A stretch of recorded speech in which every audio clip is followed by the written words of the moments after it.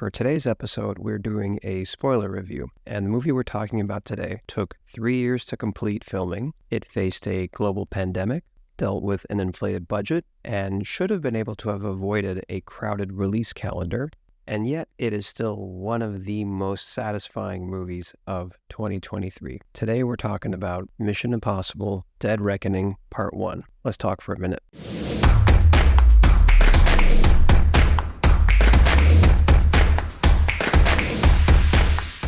The rating for Dead Reckoning is going to be a 9.5 out of 10. Dead Reckoning is one of those movies where everything that could possibly go wrong with making it, it seemed like every one of those was checked on the list. A global pandemic, a very hefty price tag as a result, and then facing a very competitive release calendar with two very big summer blockbuster movies that come out only 9 days after your movie is released. Fortunately, in the case of Dead Reckoning, you have the amazingly talented crew of writer, director, producer Christopher McQuarrie. This is the reason why I really wanted to see this movie. This guy is inventive. He works well with Cruise. Cruise works well with him. They have made several movies together now. It's kind of funny at this point. It seems like McQuarrie and Cruise expect all sorts of challenges to come up whenever they make a movie like this. And when I say whatever challenges, I don't mean like your typical, oh, okay, we need to figure out a problem in production or whatever. I'm talking they're expecting now these pretty catastrophic sized challenges, pandemics, strikes, all sorts of things. What might be something that could totally shut down and destroy a project, to them,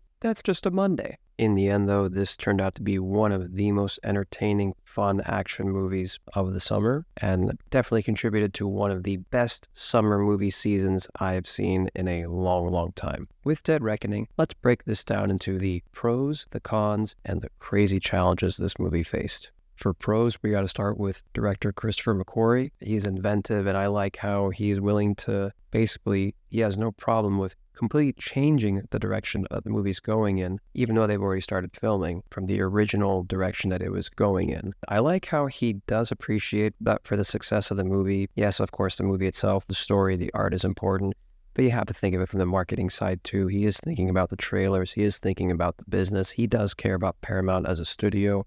He does care about the film industry as a whole. And composer Lorne Balfe is back again as the amazingly talented composer for Mission Impossible: Dead Reckoning Part 1. If you've seen Fallout, you know how much I loved that soundtrack. You know how great that soundtrack is. And this movie, again, has a pulse of its own that Balfe brings to life. We have to talk about the cast now, too. Now, of course, Cruise back as Hunt is always great. You have Simon Pegg back as Benji. You have Ving Rhames back as Luther. You have Rebecca Ferguson, who is always fantastic as Ilsa. You have the addition here of Haley Atwell as Grace. She is such a great addition to this movie. You have Tom Clementif as the assassin Paris. There are so many actors and actresses that contribute to making this movie really great. You have Vanessa Kirby as the White Widow returning, again, from Fallout. She's so good in this. You have Henry Czerny, who returns as Kittredge from the first MI movie. You have Shea Wiggums, Carrie Elwes,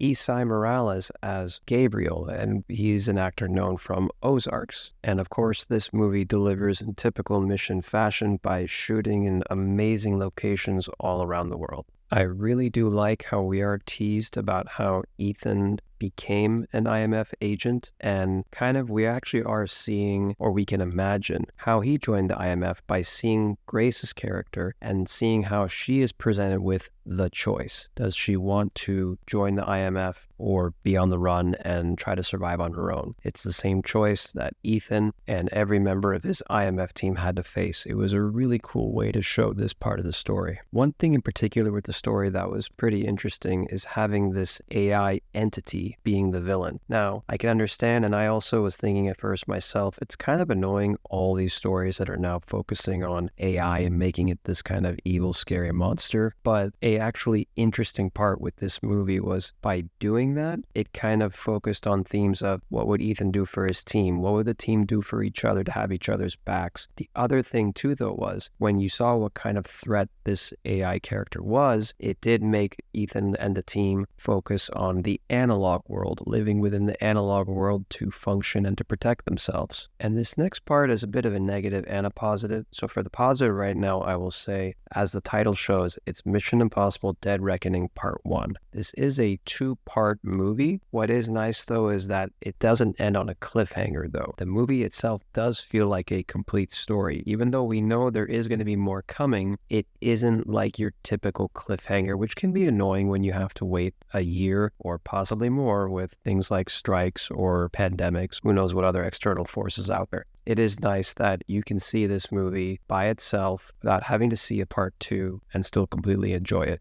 Now I want to get into the cons of this movie. The movie did feel a little long at a running time of 2 hours and 44 minutes. I didn't love how they utilized Rebecca Ferguson in this movie. I do think, yes, it was an important and powerful story tool to have her character be killed off, and it was very creative, and the fight scene with her and Gabriel was absolutely fantastic. The whole part of the movie, everything that took place in Venice was absolutely amazing. To have her character be killed off. However, for the parts of the movie that Rebecca Ferguson was in, why didn't they have her say more? She did plenty of great things, but she didn't speak much in the movie, and that really is frustrating. That's underutilizing a great actress like Rebecca Ferguson. And then there's the main antagonist character of the entity, the evil, all-knowing AI. I'm getting really tired of Hollywood kind of leaning on this tool, trying to make something that is not really well understood at all into the big bad, the big scary. Every technology, whenever it's new, if we're not familiar with it, we demonize it. I just don't think that's healthy. But with this movie, it is still used in inventive ways and does make us focus on other themes. I don't think the movie actually leans too heavily on making the AI itself something to focus on. It's more like, okay, there is this scary element, and then the focus are on our heroes. How are they going to behave? What are the things that they have to do? How do they change their strategy? And what are the complex things you have to be aware of when dealing with technology? I don't necessarily love the idea of the entity, but how it was utilized was inventive.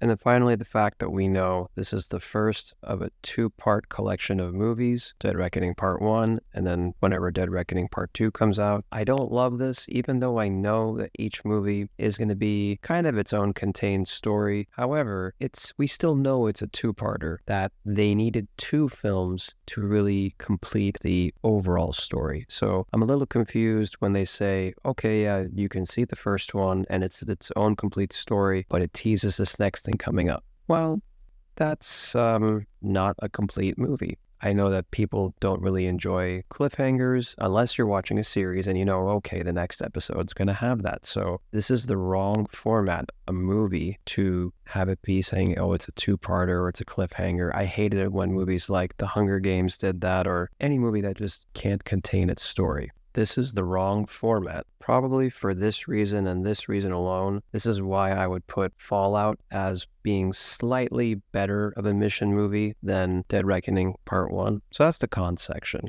Overall, though, I still really enjoyed this movie. It's really fun, really inventive. Everyone who plays a role in this movie, whether it's the actors, writer, director, to the various production crew that are involved, you can feel just the excitement and love and energy that went into making this movie. It's also understandable that they went to hell and back to make it because of COVID. And now we're talking about the challenges that this movie went through. It had to start and stop multiple times its shooting production schedule. It had to push back its release schedule. And we're not talking days, weeks, months. We're talking years. This movie had to be pushed back. That was one challenge. Another challenge is that because of these starts and stops, the budget went up dramatically. It is said that this movie cost somewhere around $290 to $300+ million.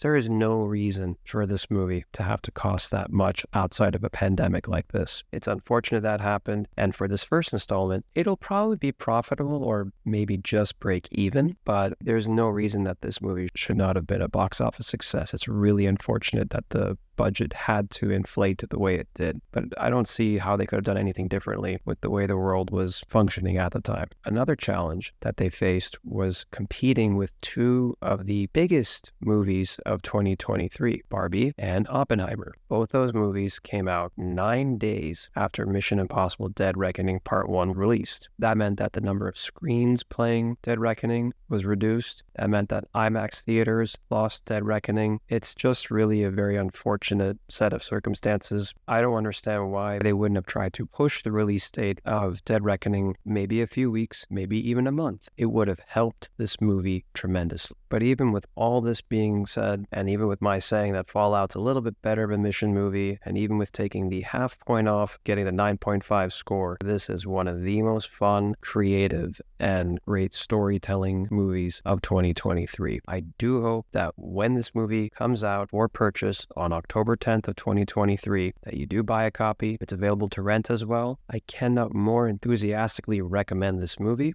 I do hope you check it out. Let me know what you think. Thanks for listening.